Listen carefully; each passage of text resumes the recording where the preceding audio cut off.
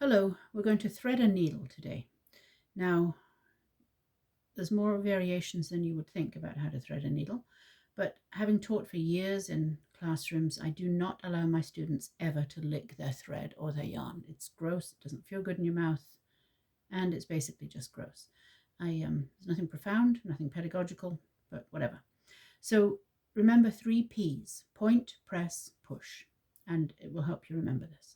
Go over the point of your needle, and I'm using a thick yarn needle and thick yarn, but it works just fine with thread too, as long as you can get it through the eye.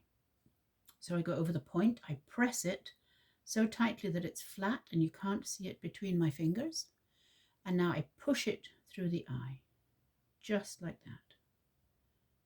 Okay. And there's the needle threaded. Let's do that again. I go over the point and slide it off and press it hard so it's flat, right? And now my left hand actually puts the needle onto the yarn if we want to be sophisticated about this.